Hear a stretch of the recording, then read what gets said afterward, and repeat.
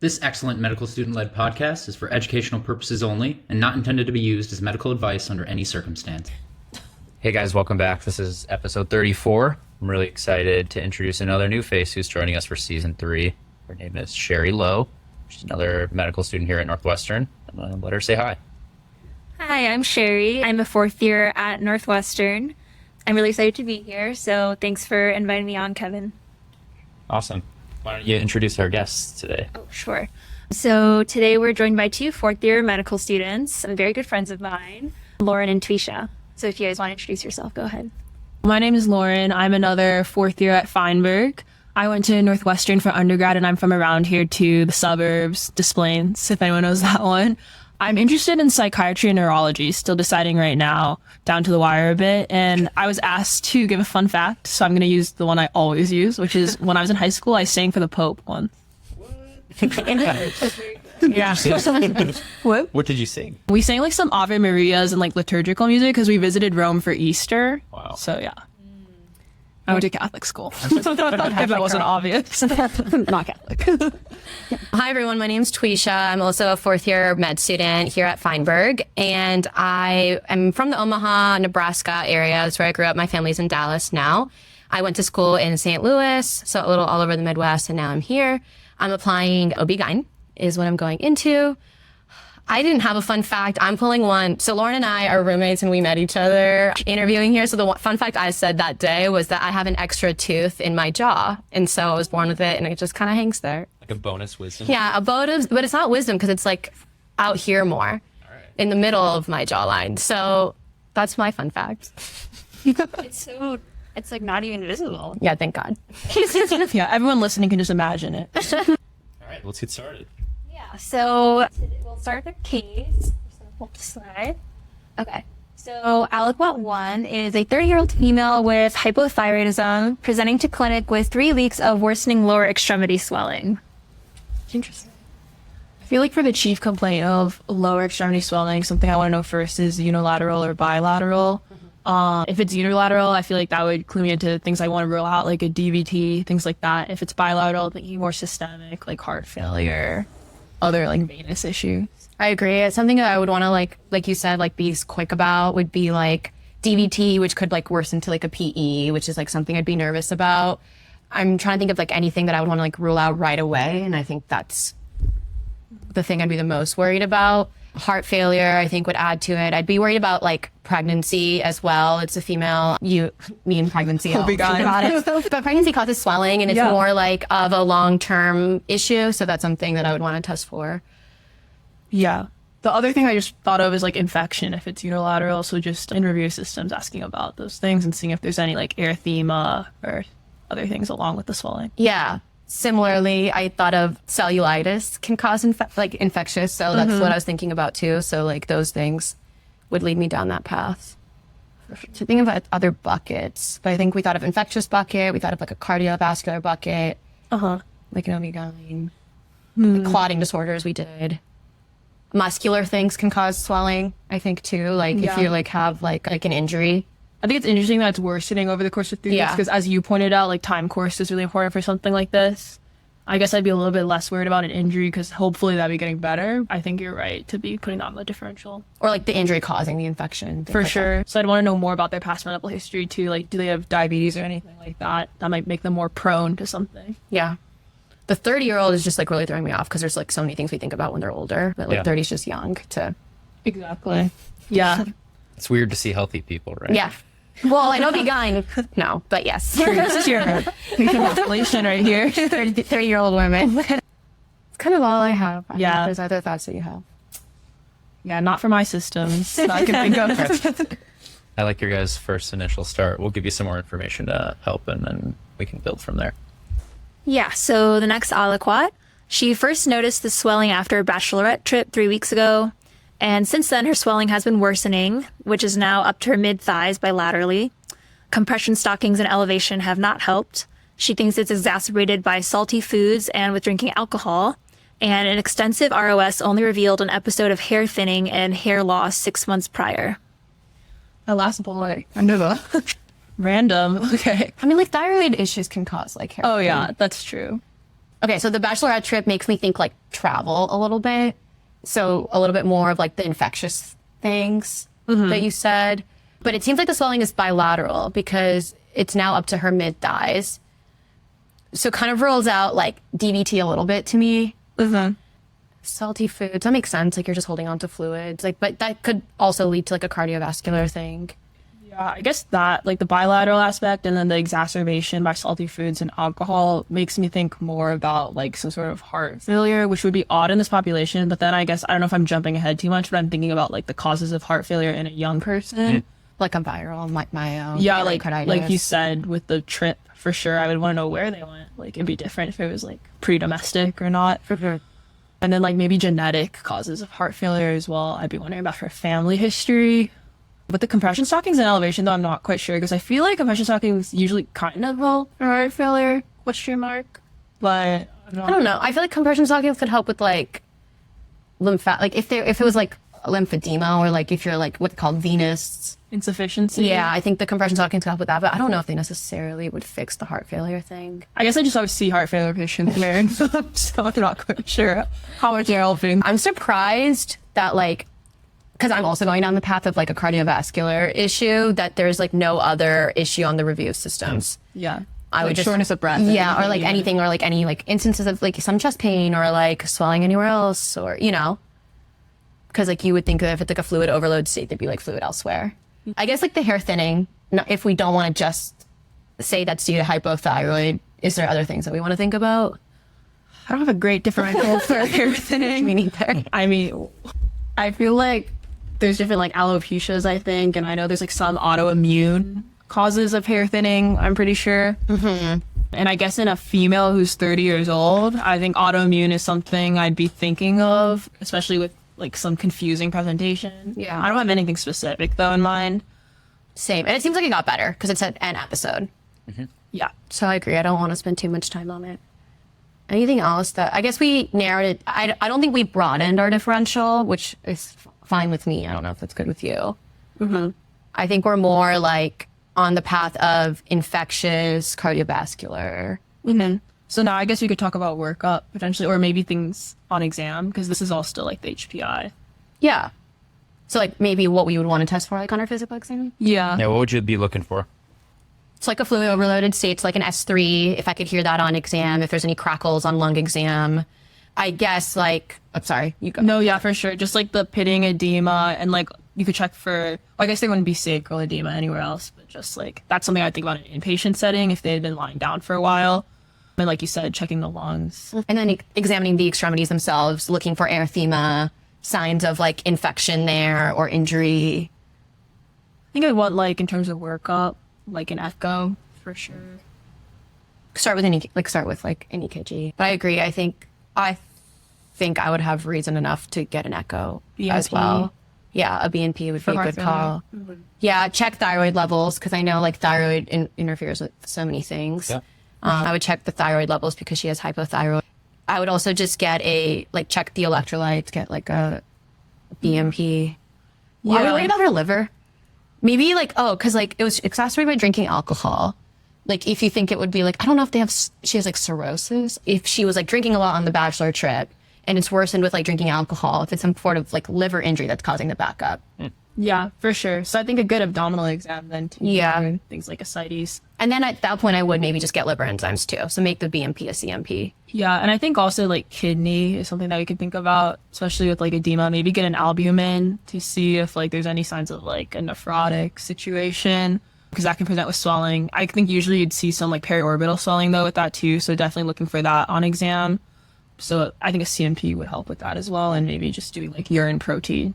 Yeah. So I think for physical exam we talked about, so our workup right now I think would include an echo, a CMP, and then like maybe like urine protein. It's like the three things we would do. And then like BNP. And BNP. enzymes. Well, the liver enzymes would be on the CMP. Sorry. Yeah, you're good. That takes 4 years to figure that out. Okay, yeah. I think that's all I would want to get to for right now. I don't think we need a CBC, even though we always get a CBC. Do we need a CBC? Oh, for infection, I guess if we want to check blood vessel count, but for on review systems, it seems like there's no fever, no I think we could just always throw CBC on, but I Yeah. appreciate your high value care. I think just to recap before we give you some more info, you guys are worried bilateral lower extremity swelling in a young woman, big buckets being the heart, the liver, her kidneys, also concerned about infection. You guys talked about vascular stuff, but less likely given it's bilateral. And you've given us a pretty broad workup, so we'll give you some more information. So the next aliquot contains a physical exam. So vitals are BP 148 over 88, heart rate of 80, temperature of 97.3, SpO2 98% on room air. In general, she's well appearing and no acute distress. Cardiovascular exam, regular rate and rhythm with no murmurs. Pulmonary exam, clear to auscultation bilaterally. Abdominal exam, soft, mildly distended, non-tender. Extremities, notable for 3++ pitting edema to level of the mid-thigh bilaterally, and non-pitting edema upwards to the abdomen, with no calf tenderness bilaterally. Oh, they're so swollen. Does this help? Well, not really. Her blood pressure is high, I would say, right? So that's significant to me that if she doesn't have a history of hypertension, it's high blood pressure. Yeah, I think the pertinent positives from this are the significant hypertension. I would say her abdomen being mildly distended could possibly be something. We're talking about like liver, but clearly it's not like very evident ascites. And then just the fact that the edema is so severe and extensive upward to the abdomen, which I've never heard of. Me neither. Honestly. I have no idea. Yeah. And like 3++, I don't even know how bad that is, but seems like a lot. It reminds me Yeah, of I've never that, heard of like, that. you know, those like elephant, like, you know, that like elephant trunk legs that like is like one of those parasite. That's what that's making me think That's of. what you're picturing? Yeah, but I don't remember which parasite it was. She didn't look like that, but Okay. she was pretty swollen, like Okay. really impressively swollen Okay. up to her abdomen. I don't really have much else to add. Yeah, I think it's Okay. heart etiology is my number one thing right Okay. now. Same. So it doesn't really change your differential too much. I think we can keep everything that was, it doesn't make me want to cross anything off Okay. or add anything on. Yeah. More so the absence of seeing other things. Mm-hmm. Okay. Cherie, you have anything? Yeah, so I have a quick teaching point on pitting versus non-pitting edema.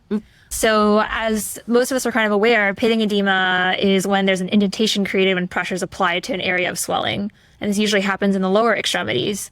Versus non-pitting edema is when there's no indentation left behind after pressure is released. Non-pitting edema can actually occur usually in a localized region, so it can be in the lower limbs, but also can happen in the upper limbs. So the question that I was curious about is why does pitting edema pit and non-pitting edema doesn't? So pitting edema happens kind of like you all were talking about because of retention of fluid that's mainly water in the interstitial space around cells. So potential causes of this are states of volume overload like in cirrhosis or heart failure, venous insufficiency, or damage to vessels like after a DVT.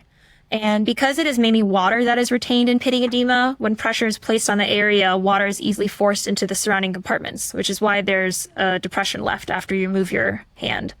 And then for non-pitting edema, that's a retention of water that contains mainly proteins and salt.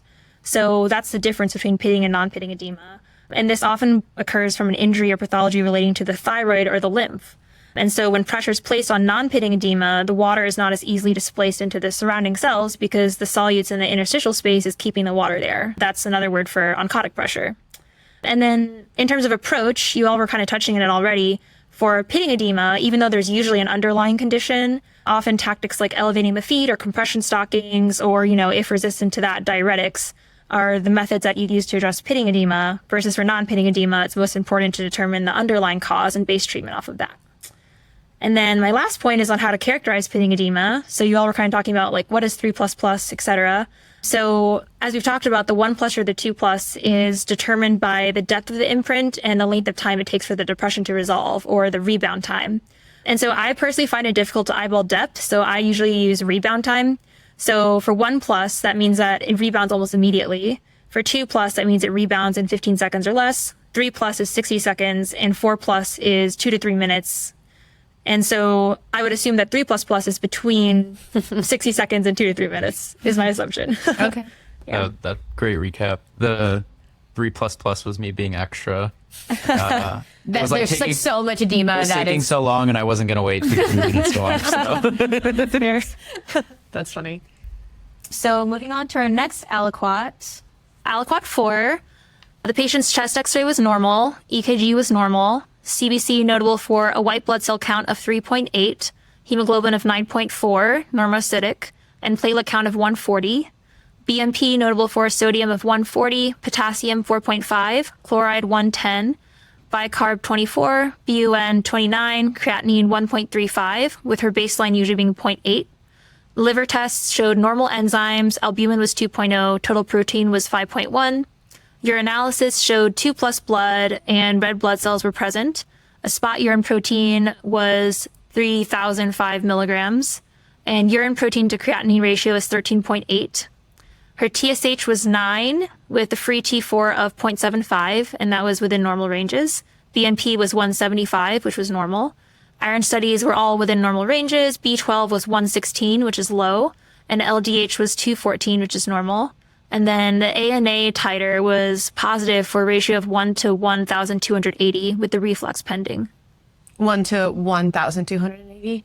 Correct. That's pretty high, right? Because that's like you can still detect it when it's diluted. That much is what that means. Yes, exactly. So that seems like autoimmune kids. Classic. Woman in her 30s. Okay. I guess like turning from the labs. So to me, it seems like she's hypoalbumic. I don't know the word. And I'm thinking more about like a kidney etiology, like maybe the nephrotic thing, like we talked about before.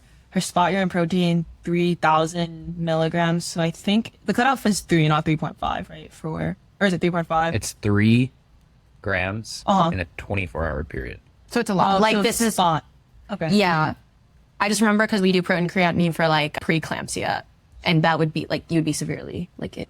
So she's spilling a lot of protein, is my So guess. it is nephrotic. Yeah. The nephritic She has some blood, so it could also be. mix. Yeah, but I agree. Like I think so much protein is making me think.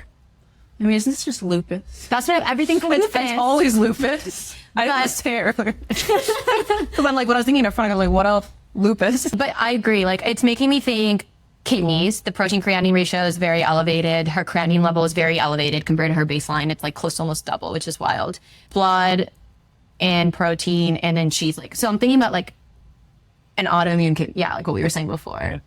I'm trying to think about if there's anything we're missing. So her white blood cell count. I forgot what the lower limit of normal is. 4. 4. So she's close. I wouldn't be too worried about that. And then anemic, which can make sense in any like chronic condition. So I'm not hyper fixating on that right now. Her platelets are low too, right? A little bit. 145, I think, is normal. Yeah. So she's a little bit like pancytopenia. yeah, which also could happen. You're right. Like if she's just like really like enough fluid, I guess that would be a hyperfluid state. Which she is. Right. Yeah, it's just So like, I guess like maybe it's just like that. dilute. Yeah. Especially if it's neurocytic anemia. Yeah. The difference is a little bit smaller there. Yeah, I agree. So her iron studies were within normal. Her B12 was low, but I'm not really focusing. I'm not really focusing on that. Vegetarian. Oh yeah, Get yeah. her a vitamin. That's exactly what I'm like. That's fine. Just to supplement you, but yeah. I wish she had clotting factors.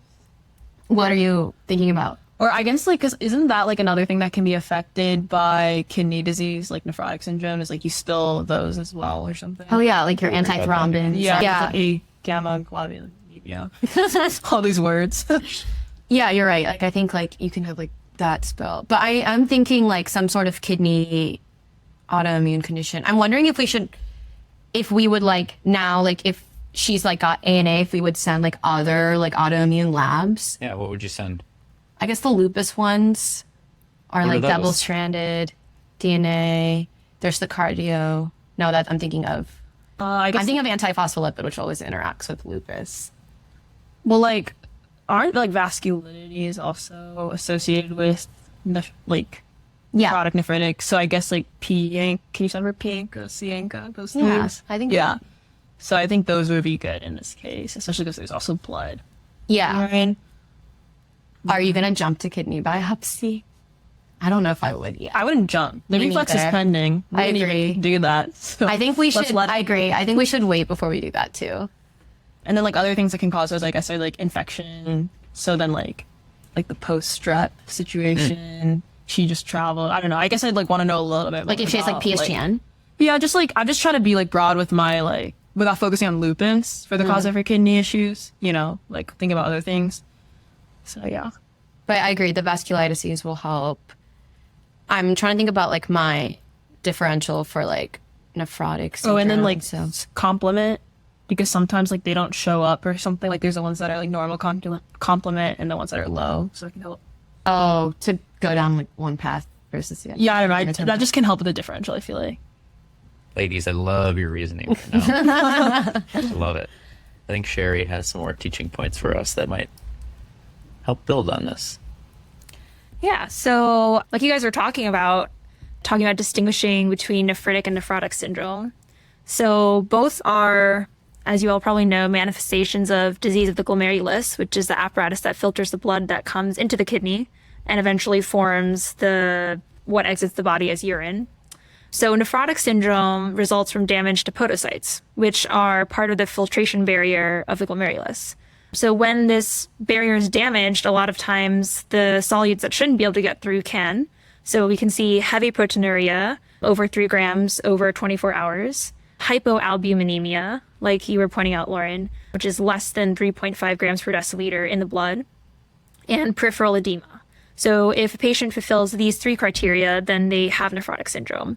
Other notable characteristics of nephrotic syndrome are lipiduria, so lipids in the urine, fatty casts in the urine. Edema in nephrotic syndrome is usually more generalized than it is in nephritic syndrome. And there's also an increased risk of clotting because the patient is losing antithrombin 3 through the urine as well. Nephritic syndrome, so this is also damage to the glomerulus, but it's a more kind of general term of inflammation of the glomerulus. One of the notable things that we look for nephritic syndrome is something called glomerular hematuria. Glomerular hematuria means that you find certain red blood cells in the urine. So we see acanthocytes, which are also known as spur cells, red blood cell casts, and mild to moderate proteinuria. So the proteinuria in nephritic syndrome can actually often rise to nephrotic levels, but this doesn't exclude nephritic syndrome, nor does it mean that a patient has nephrotic syndrome if they don't meet those 3 criteria that I mentioned earlier. And patients in nephritic syndrome can also have mild to moderate edema, hypertension, or sterile pyuria. And notably, if a patient meets both the criteria for nephrotic and nephritic syndrome, they have something called mixed nephrotic syndrome. So like we talked about, kind of determining if it's nephrotic or nephritic can help determine the underlying causes that could be present. So then just a kind of brief overview of the differential diagnosis for nephritic and nephrotic syndrome. For nephrotic syndrome, we think of things like minimal change disease, FSGS. It can actually also be paraneoplastic, so cancer cells can trigger the immune system to produce abnormal proteins that form complexes and deposit in the glomeruli, which results in an inflammatory response and then causes damage to the filtration barrier. We can see the paraneoplastic nephrotic syndrome in cancers like solid organ tumors, Hodgkin lymphoma, and thymoma. Other causes of nephrotic syndrome include infection, so HIV, Hep B and C, malaria, and syphilis can cause nephrotic syndrome. Drugs and toxins can cause nephrotic syndrome. There's a huge long list, but things like NSAIDs, interferon, lithium, and then we can see some heavy metals, gold and mercury can all cause nephrotic syndrome. And then like you all were touching on, autoimmune causes like lupus and diabetes and amyloidosis can cause nephrotic syndrome.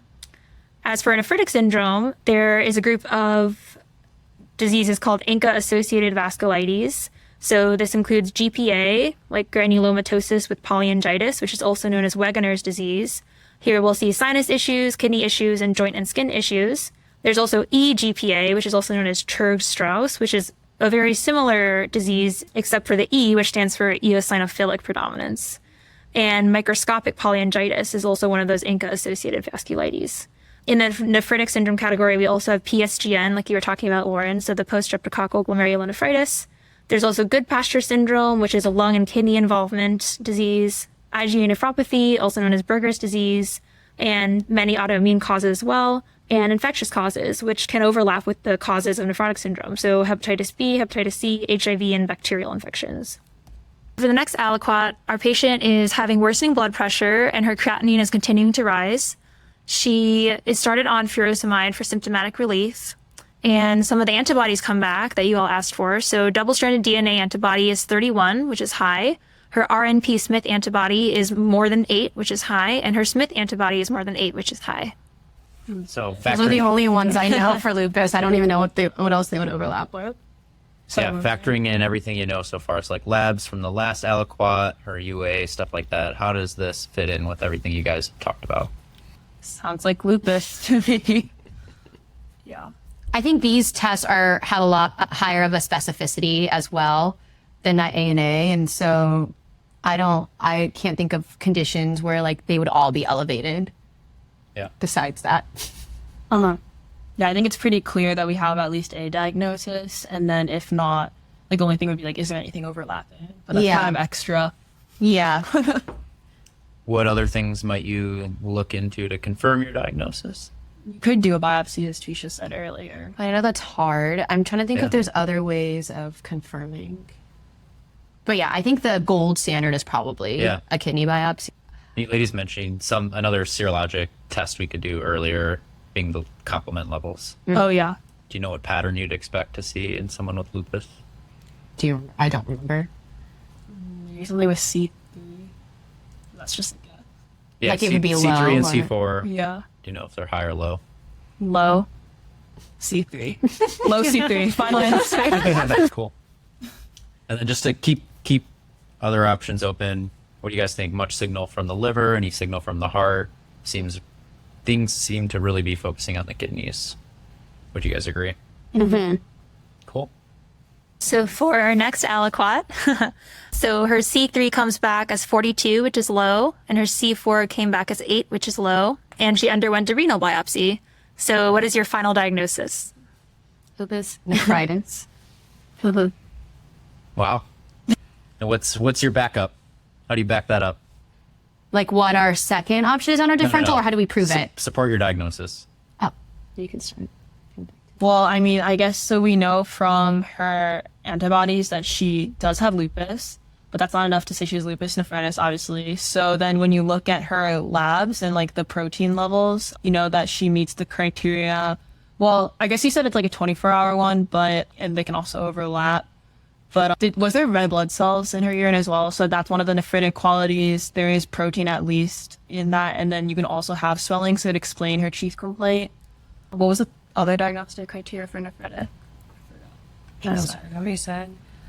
Really focus on the bleeding part of it. So Okay, yeah. RBCs, there's CAS, protein, CAS, yeah. protein. And the story makes sense. Like the sun could have caused a flare in like one of her conditions. Like maybe like that's what I was thinking about, like why the bachelorette party kind of caused it. But like maybe that's part of like the storyline a little bit. I mean, yeah. just the fact that we've like ruled out a lot of other things that might Yeah. cause like bilateral extremity edema, Yeah. including like cardiac and liver causes. Great. So Yeah. So feel good about it? Mm-hmm. All right. Yeah. So our last aliquot, or second to last aliquot, the path returns with class 4 and 5 lupus nephritis with a final diagnosis of SLE or lupus. And then for resolution, so the patient was started on methylpred 1 gram for 3 days while in the hospital to protect and preserve renal function. She was transitioned to mycophenolate and hydroxychloroquine and started on losartan for hypertension and proteinuria. She was also started on apixaban, 2.5 milligrams for DVT prophy, secondary to hypoalbuminemia and nephrotic range proteinuria. And she was also given an IM injection of vitamin B12. She had the diagnosis of pernicious anemia. Anti-intrinsic factor antibody was positive. And then her swelling improved, and she also was treated with the temporary bumetanide or Bumex and continued on her lupus treatment. Wow. They always teach us the answer is never lupus. I feel like the answer has been lupus so many times. Yeah. And then like in the hospital, they're always like, the answer is never lupus. If you guys think about this case as like the presentation of lupus being primarily just kidney problems, what other things do you normally look for a patient with lupus? Like the rash or, you know, there's like what else is, lupus has so many things, but Yeah. like we always think about like the different kinds of rashes. Yeah, honestly, like I had a patient on neurology where she presented with just like weakness, and it was another young, like 27-year-old. And I feel like that case just taught me like lupus can present anyway. And so like in a weird way, I feel like this case didn't really surprise me. Like, you know, and like it was like similar. It's like she had just gone on a camping trip, so it's like, oh my god, it's like Guillain-Barré and like all this stuff, Yeah. and it's like it's just lupus. So whenever there's like a young woman, maybe I'm just thinking, let's get an ANA. Also, I think the resolution is interesting because it's like, we're like B12, whatever. Let's just like give her a vitamin. I knew when we said that, I was like, oh, this is going to come back to bite us as it does Could we for any test doctor for who's it? like dismissive of something. Her anemia But, was like, probably twofold. Like you can get yeah. Yeah. cytopenias from the lupus, but she was also pretty B12 deficient. Yeah, but I'm just saying, like, because it's pernicious anemia, Yeah. which is like autoimmune, Yep. it's like that could have been a clue, of Yeah. course, that we just They always run into dismissed. You know what I mean? So yeah. Yeah. I think Cherie has some good teaching points for lupus. Yeah, so my last teaching point is about diagnosing lupus. So the American College of Rheumatology published these criteria. In order to even consider diagnosing lupus, the entry criterion is an ANA titer of over 1 to 80. And then basically it's a scoring system. So you can get points for clinical criteria or immunology-related criteria. And in order to diagnose someone with lupus, you need to score at least 10 points. And there also has to be at least one clinical criteria that the patient meets. The domains within the clinical criteria, which you all were kind of touching on, are constitutional symptoms, hematologic signs, neuropsychiatric signs, mucocutaneous signs, serosal, musculoskeletal, and renal signs. And then the domains within immunology criteria are basically different antibodies. So antiphospholipid antibodies, complement proteins, and lupus-specific antibodies. And notably, if the patient has 2 of the criteria within one domain, so for example, our patient had within the hematologic domain leukopenia and thrombocytopenia, we just take the criteria that has the higher point value and add that. So leukopenia is worth 3 points and thrombocytopenia is worth 4 points, so we would only add 4 points to the patient's total from the hematologic domain. And our patient scored 24 points, so it definitely cleared the marker. What's the number? 10. Yeah. Wow. Yeah. You get a lot of points for having the specific antibodies. And what was really interesting, she lacked like all of the classic clinical features that you see. So that's why it was like interesting to get to this. But as you both have said, lupus can do anything and present in any way. You guys have any final reflections? I think that like what really like got me is like thinking that it was a 30-year-old woman, took a few things off. I think we like thought about buckets, but honestly, we didn't think about kidney until later, like when you said it, Lauren, and I had left kidney off for a little bit. Even I think if it was like a 65-year-old patient, I think I would have included kidney earlier in my like differential of fluid overloaded states. And so I think like keeping that open-ended a little bit and like not, I mean, it was autoimmune, which is often in younger patients anyways, but I think keeping my mind a little bit open to that, not just based on like someone's like demographic characteristics was something I thought about. Yeah, I agree. I feel like it's just like, I remember to be more systematic. Like as soon as you brought up the liver, then I was like, all right, let me think about the other organs, like the kidney, and we'd just anchoring so hard on like cardiac, things like infection. And I guess it's just like, this just reminded me that you should always be thinking through the systems and not kind of like dismiss anything.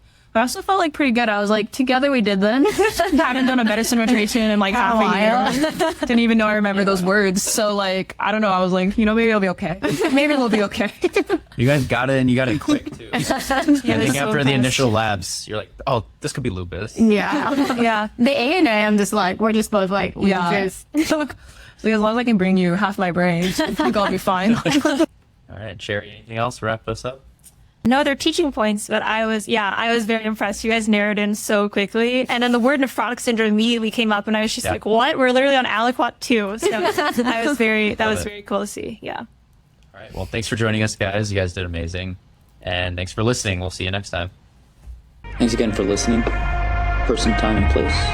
We'll see you next time.